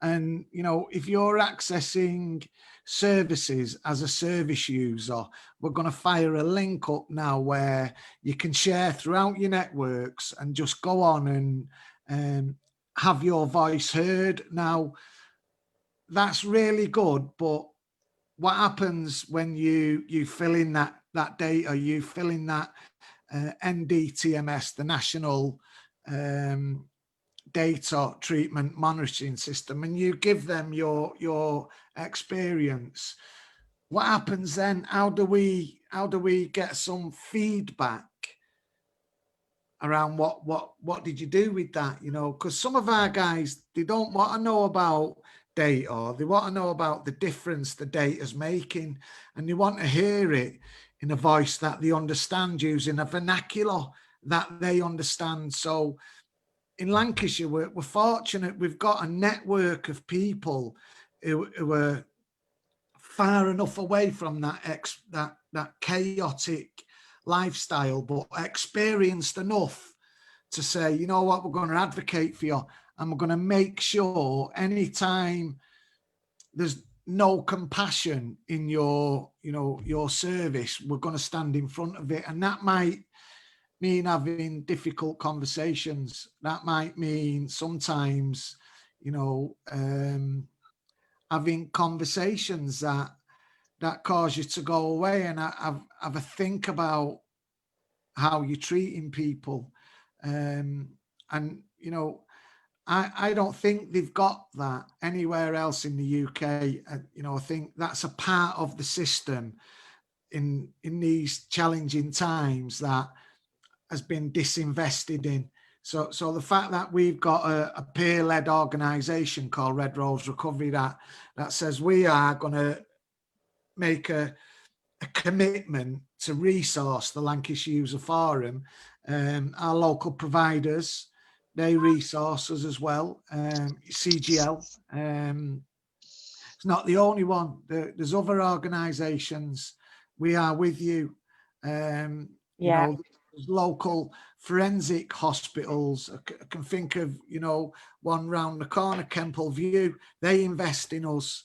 We're really fortunate that we've got an integrated system in Lancashire, but we've had to work for it. We've had to fight battles, and some of us have got scars, battle-hardened scars to show that we've been in the war, man. But I think it's refreshing to see we've got, like Lindsay and Emily are stepping up into a space that, you know, I'll tell you now, you're going to get attacked. It's par for the course. We're dealing with some people who are emotionally stunted, and their default position is, because you're sticking your head above the parapet, I'm going to take some shots at you. But what they don't realise is behind you guys is a whole team of people who are there to make sure that you're looked after and that you're safe, and that, you know, you can make mistakes and you can get it wrong, but we'll support you to get it right. Getting it wrong sometimes is part of getting it right. And I just like think, a wolf pack, like a wolf pack. You're all behind. It is. I'm still learning. I've got so much to learn, but you know, I'm open to all that because that's what's going to help me get better. Keeps me alive, keeps me sober. So, but we've it's got amazing. to keep bringing leaders like you guys through. We've got to keep empowering you and saying, you know, Lisa Graney was saying before, she's fortunate because she's wrapped around women who are teaching her, who are investing in her, who are empowering her. And I just think they're beautiful concepts, aren't they? And services that operate on that kind of vibration and frequency, I'll do really well, irrespective of, you know, what's coming down the pipeline, you know, whether we've got a recession coming or whatever. You know, we're showing the power of unification in the community. We have church on the streets. So, you know, those guys are feeding people. You ask Mick, when he takes food to some homes, the little kids are ripping the bags open to get out the food, because there's a lot of poverty and a lot of trauma and hurt out there. But we're the solution to it now, whereas once upon a time, all we could see was our own selfish needs. Yeah. And now we're really big on saying, no, we're going to be the solution, and we're not going to ask you permission. We're not going to come with our cap in the hand to say, please, can we be good? We're just going to get off and do it. Like what you guys have done. You've seen a need with the 360 edge. What's it called? 360. Edge 360. The Edge 360. Yeah. It is on the edge, isn't it? Because you've just seen a need, and you've you know, because that space, there'll be other competition in that space who won't want you in there. Oh, definitely. You've gone, you know what, there's a need, and we're going to meet that need, and we're not going to be mamby-pamby about it. We're going to do it. And I love that. More power to you for that. Can I just say, Pete, a minute? So you've just been talking about making mistakes. Yeah. I can honestly sit here and say, over the years, I must have made 20,000 million mistakes doing this job. We get it wrong all the time. It's what I've learned is by listening and being honest when I've made them mistakes. So I've learned by all them mistakes. So hopefully the people who I will be training up, they won't have to make them mistakes because I've already done it. Well, it's like they say, Chris Rowlands has put, we're human. We do get it wrong. Yeah. We do get it wrong. Can I just thank Diane Seville? She's put, good luck in your new role, Emily Rook. Thank you. I'm really excited. Listen, I've just had a text from the BBC, and they're asking me questions about Puzzle Productions. Who do they need to speak to? Stop it! Don't be funny. Can I just say though, the stuff that Lisa and myself and the people that are doing what we're doing, I don't get paid for doing what I do. I don't think any amount of training or going to uni or whatever, you can't learn to be a warrior like we are. Like, we are women warriors in my mind. This is that we should be put on pedestals because we've lived it. We've been rock bottom and we've fought our way back. A few negative comments, like you were saying, Pete, is not gonna, when it's not happening. Do you know what I mean? We'll just fire a bit of love back. It's not happening. We're here for positive and love. I think we're ready for a song. Yeah, go for it. Do we have one? Shout. Are we allowed Good to join in and to be a backing singer? Oh, Good shout. I've actually got a mic. Can I pretend? I'm going to get my microphone for my karaoke. I'll use my naloxone. I'm going to use the controller. Come on, Kaylee. We're What's ready you got for for another song. Kaylee? Where is she? She's muted herself. You're muted, sweetheart. Come on, Kaylee. We're waiting for a rock down. Unmute yourself. Sorry, do you want me to go live now? Yeah. What would you like? But you surprise us. Give us a power song, girl. You Right, know, I'll give you. Baby, shall I do the one I done on X Factor? Yeah. Yeah. Right. Right, I'm gonna do Evanescence, My Immortal. Right. This is the one I done on X Factor, ladies and gentlemen. Let's give her some love. Come on. What the essence one? Have you got your microphone ready, Em? It's here. Here we go. Everything. Here we go.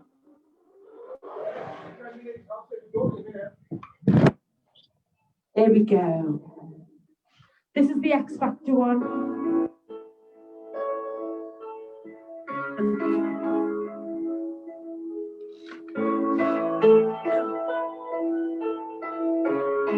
Have you stopped crying, Lisa? I'm so tired of being free. Suppressed by all my childish dreams.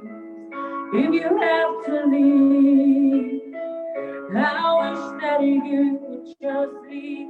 Your presence still lingers here, and you won't leave me alone. These wounds won't seem to heal.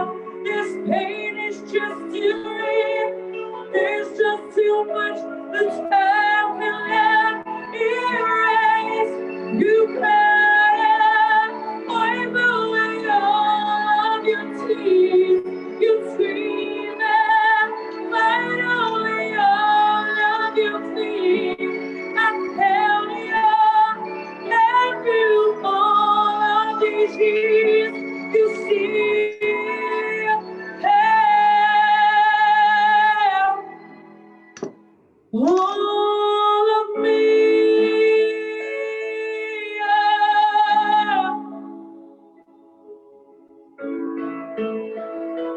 Come on, man. Come on. You used to captivate me by your resonance, and I am now bound by the life you left behind. You're facing hopes, my once pleasant dreams. Your voice is chased away. All the sanity in me, these walls won't seem to heal. This pain is just too real. There's just too much that time cannot erase. You blood, wipe away all of your tears. You scream and fight away all of your fears. I'm all of these years, you still have all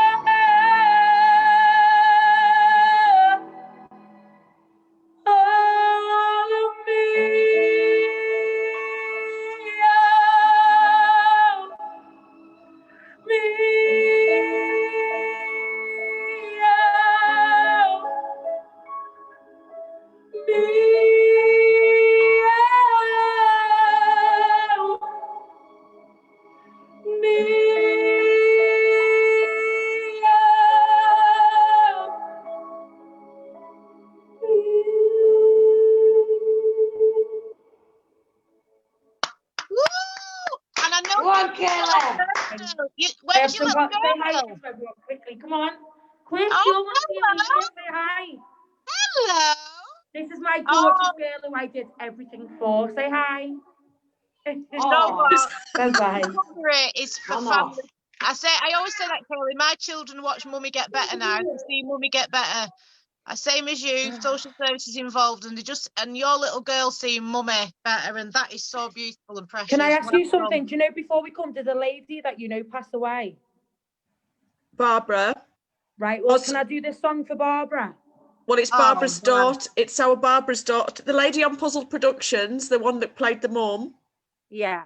It was her daughter. Right, well, I think I've got this one ready, so I'm going to do this one for her. Oh, this one's for you, Barbara. For Babs, we love you, Babs, as well. This is for Barbara, and this one's Dancing in the Sky. Oh, wow. Oh, it made me cry, that. So get your tissues out.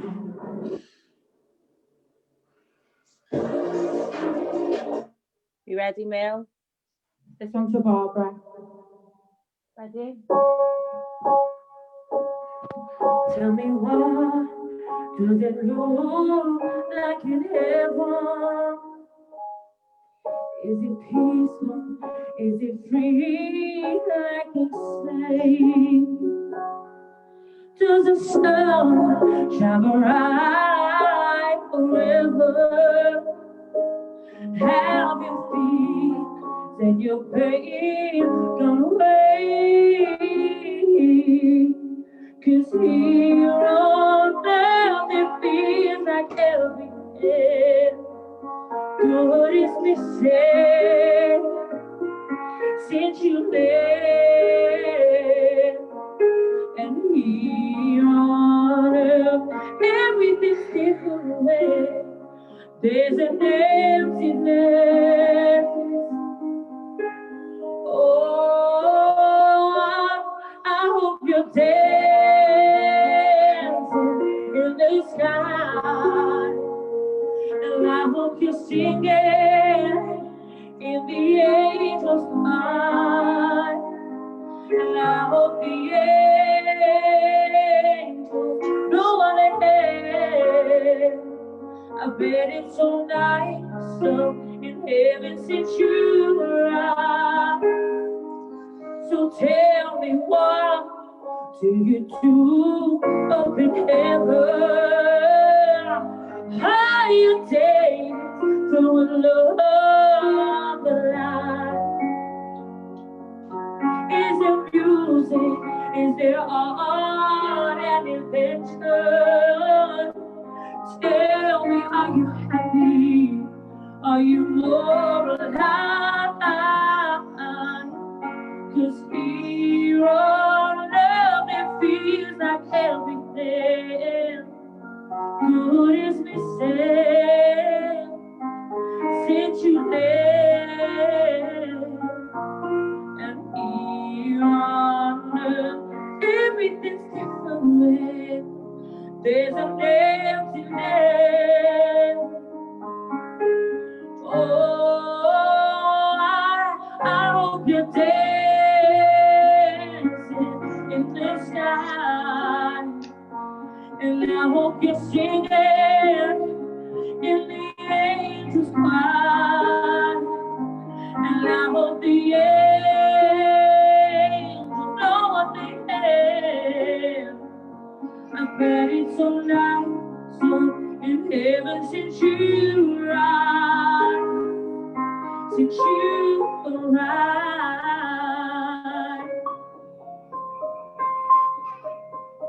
Hello, sweetheart.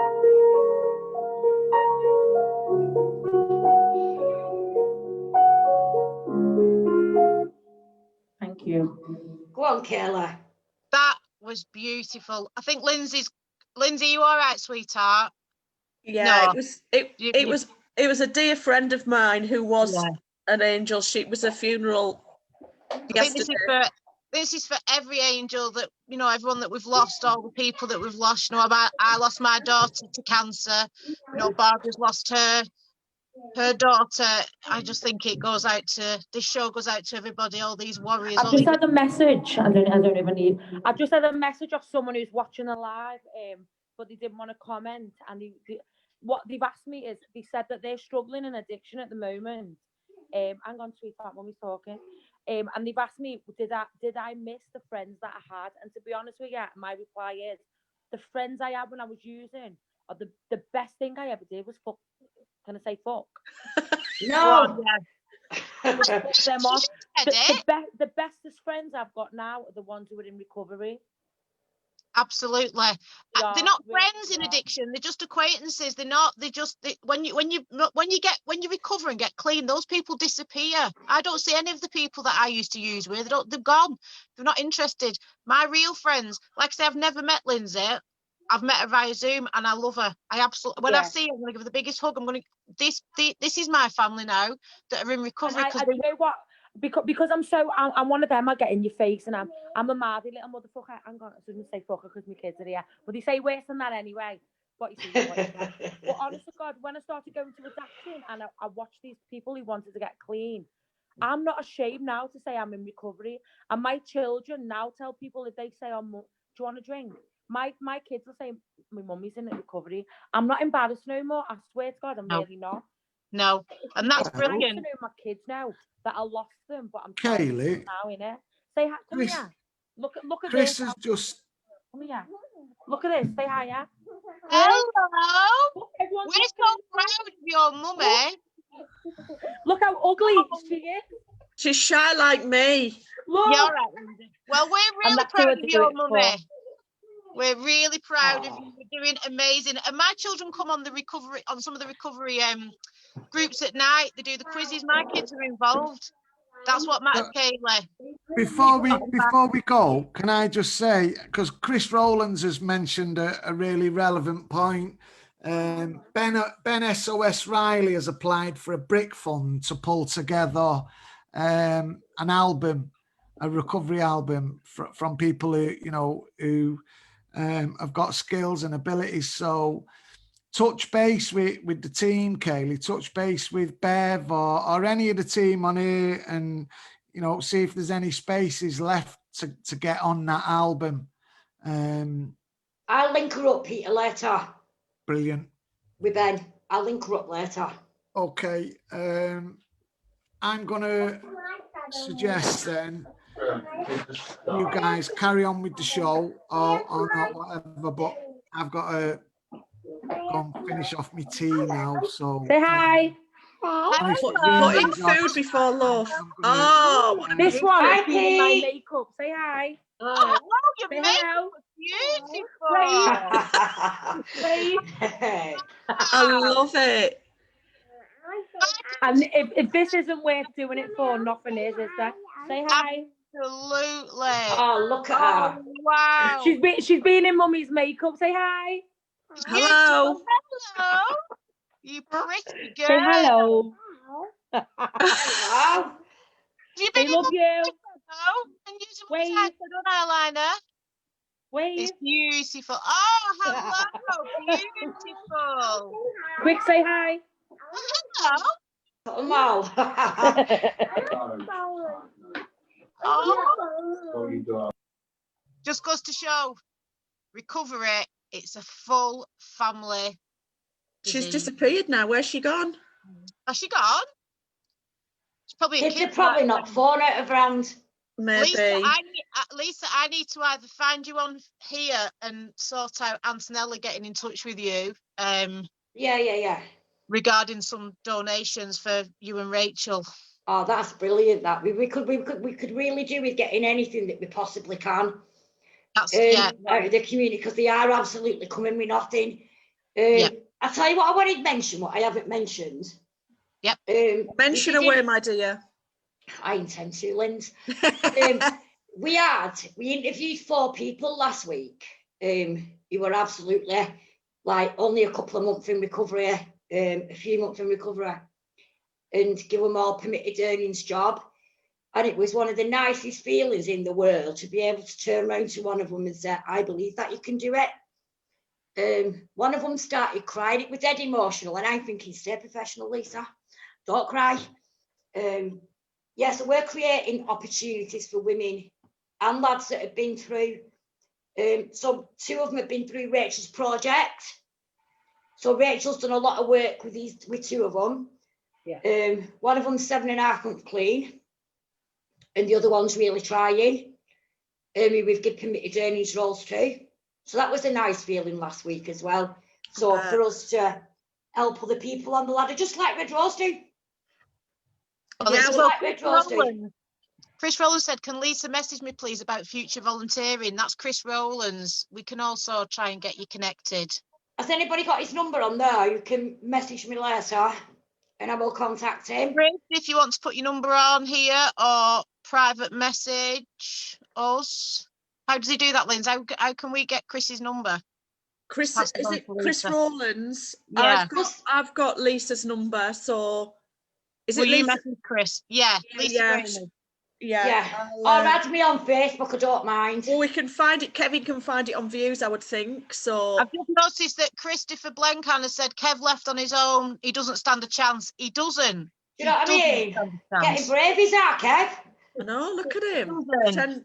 Pretending he's brave. Is there anything you want to say, Kev? No, I'm good, me, for everything a reason. That's why I've been quiet tonight. It's about you guys, innit? You're smashing it. Can I just say, our Barbara English, whose daughter passed, has just said, thank you so much. Please, can I have a copy of that for the family? My heart is breaking, but all the support is so wonderful. Thank you. Honestly, Barbara, we're just sending you so much love. And yeah, that song, you're right, that song was beautiful. I saw Lindsay go off and get some tissues. My friend it was only a funeral yesterday, and she died. She had a brain tumor, and Vicky, God bless you, she was only in the 30s, and it was from the town back home where I'm from, Barnard Castle. The whole town's just been absolutely flooded, and that song, Emily will know because we do a music therapy group, and I played it because her husband had posted that thing as a memory to her on Facebook, and I played it, and I was just ruined. When she started singing, I thought, oh, that's me. That's me. I'm done. Yeah. Well, I mean, you're all women. I mean, Rachel, when you were saying about, where you've come from, that, at the beginning, it's just amazing. It's like, it just shows that it can be done, and people have a choice, and it is hard. But I suppose when you're in that madness, sometimes you think people aren't going to believe in you, and you just think, what's the point? There's no point. And it's just having that one person, or that person that just reaches out to you and believes in you and gives you that help. And I just think, I've never heard of this 360 project, but now I'm really interested. I think it sounds absolutely fantastic, and I hope you get plenty of support and donations. Don't you think we get that though from our groups? So like me and Emily go on the Red Rose groups and the women's groups, and it's like I've never had that.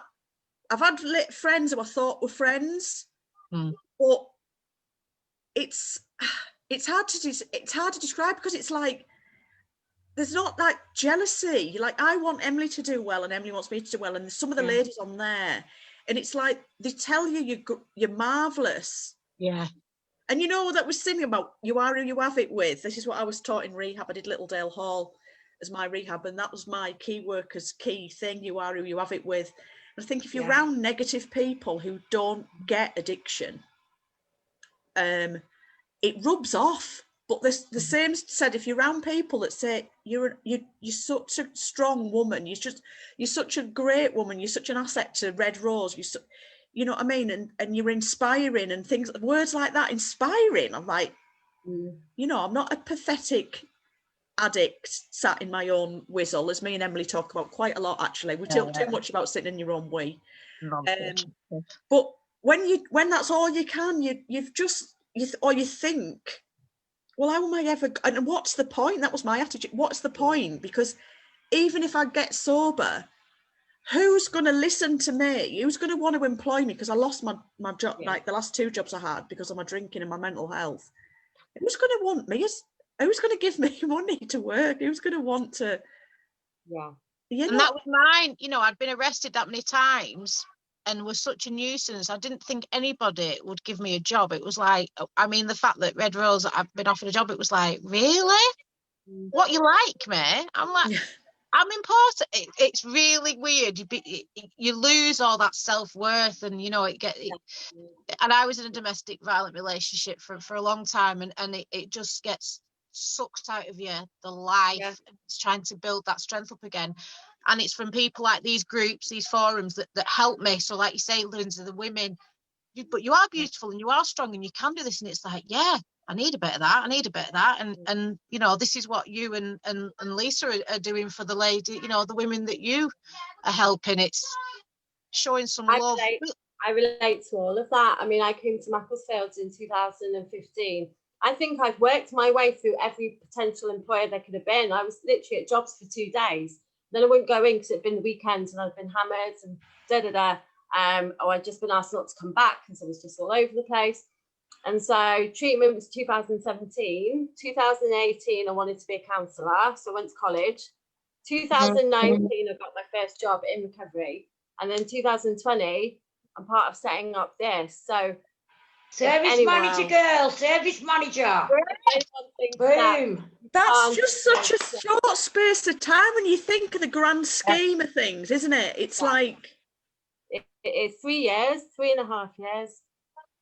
It's amazing. And such... The best 3.5 years. And, you know, like Kaylee was saying, my daughter was on the line. The reason I got into treatment was because she was removed after, you know, they'd been involved since birth, and that was enough for me. I couldn't take it anymore. But since then, I mean, she's just flying as well. And it's... Did you do a rehab then, Rachel?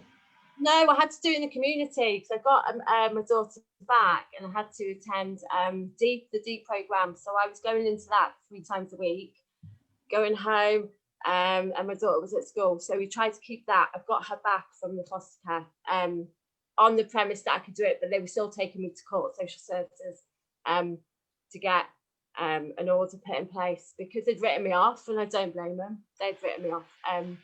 And then I got into treatment and I just could not believe that I had these women around me. It was in treatment. There was these 3 women. I remember them. I'll never forget. And they were saying the same stories as me, the violence and needing it in the morning. And I thought, oh my God, I thought I was the only one who had a drink in the morning. I thought I'd be the only one brushing my teeth before school. Do you know what I mean? Yeah. And I related.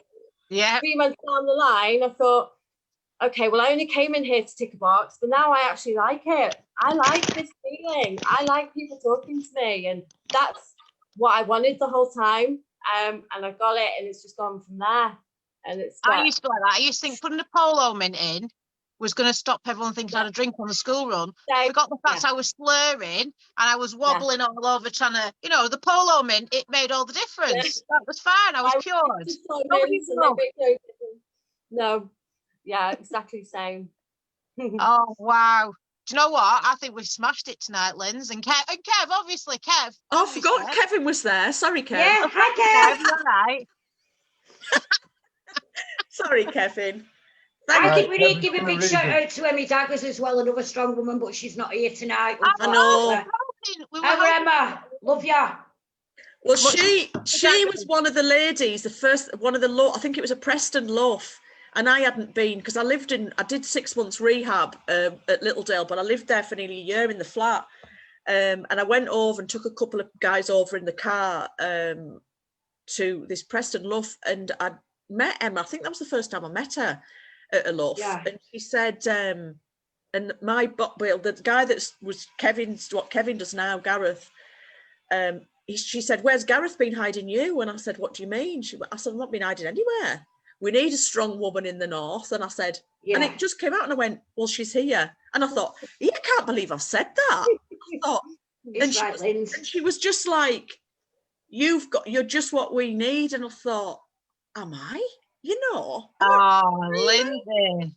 And that's the sort of stuff, and Oscar and Kevin and that, these are the people that like say, well, you've got so much to offer. You've got this lived experience. You've got this, you're inspiring to others. I was like, me? I'm inspiring? Are you joking? I'm just... It's mad, isn't it? You don't realise that your story of actual hell will help somebody and inspire them. It's like, wow. Yeah, and people ringing me up and saying, "Will you do your story on this group?" And I'm like, "Oh, really?" And they're like, "Oh, you pop on the screen. There's like 20 people sat there like that." Because back then you think, well, no one else is going to know, you think you're on your own. I mean, I didn't open my curtains. If I put the bin out, I thought it was like a Mission Impossible. Didn't answer the phone. I didn't, I didn't get dressed. I didn't wash. I didn't clean my teeth. I was just. Are we still live? Yeah. Yeah, we're still live. I think so. I could do my debut live, couldn't I, really? Yeah, I think we are just about at the end, like. It is nearly 7 o'clock, so we are near the end. I mean, I'm just going to give you a little... I'm not really. I'm just joking. Quick, press the off button. Oh, do you know what? We didn't get to see Kaylee's tattoo. Where's she gone? I know, she's disappeared. Oh, you can get her back on. She'll come back on again, Kaylee. I've no doubt. Get her back on for that tattoo. I love her, man. She'll be back on. Oh. Right. Well, before we go, can we just say to everyone, if you haven't already done so, if you're watching this back and it's not live and you're just watching it back on a record or whatever, or you found it on YouTube, you can still like and share it. It doesn't matter that you're not watching it live. So still like and share, because the numbers through the week will hopefully rocket us. Let's just get them surveys filled in.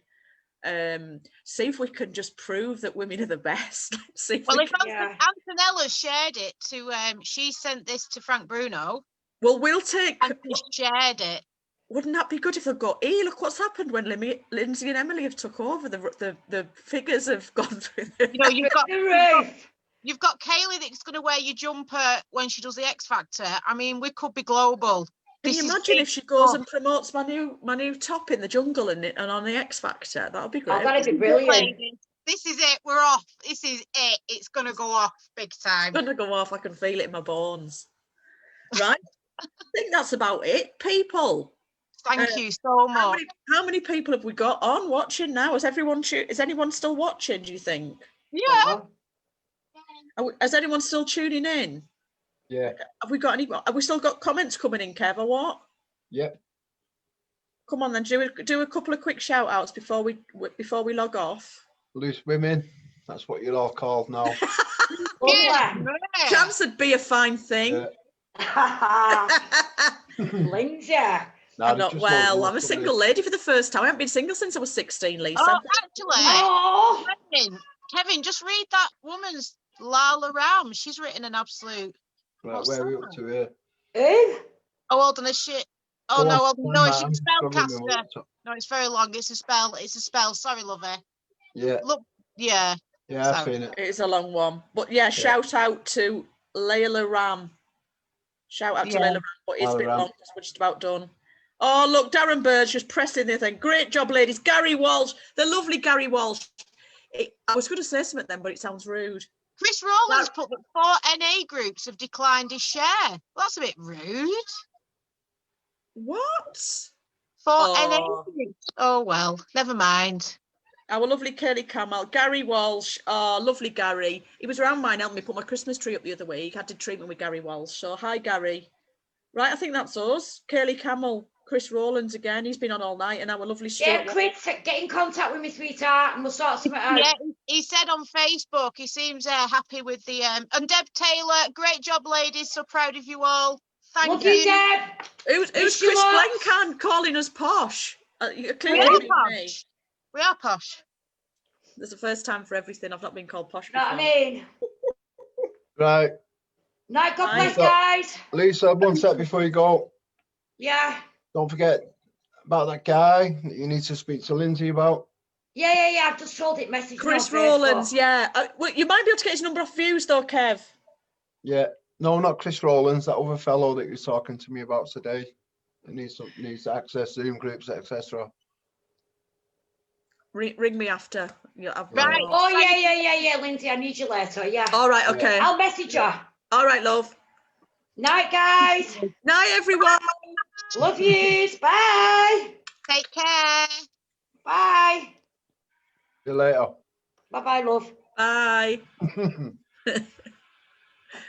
What do you think, Lindsay? Are we still here? Don't make it. Stay We're still here live, if you want. aren't we? We Yeah, we are still live, Peter- Kevin. Let's not have like a private conversation while we're live streaming. Turn it off, Kevin. Turn it off, I lad. can't because Peter's not made me the All host, right, has we'll leave. I'll speak to you See you after. later. he? Right, see you later. Bye. Peter's going to be left there on his own now for hours. Will it just be a screen on screen, like live, with just a desk? Just Peter, yeah. Well, he should have made us host, shouldn't he? Yeah. Right. Oh well, we'll best go then because I might say something that I shouldn't What, be just saying. leave Peter there? Yeah. Well, how else? Is Peter Yarwood still there or not? Can he take us off? Still watching? No, you're still live. Or someone's put, no, you're not still live. So that means we are still live. Yeah, I can see us. He's just saying that. I know. He's trying to get us in trouble because I say something cheeky. Get me sacked. Still watching Nighty Night. This is a bit weird. Where's Pete Yarwood when you need him?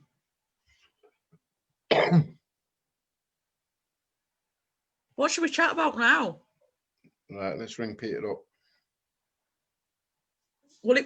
If we just go off, will it just leave him pointing at his desk and have? He'll just be there on his own, won't he? It's just if he comes in his pajamas, you know what I mean, and it's live on Facebook, it's not going to look good, is it?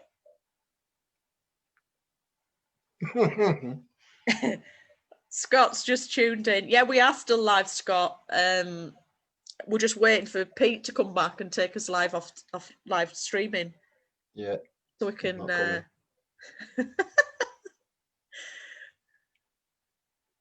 He'll be having his tea. He's forgotten all about us, Kev. Peter, we'll just to close the meeting.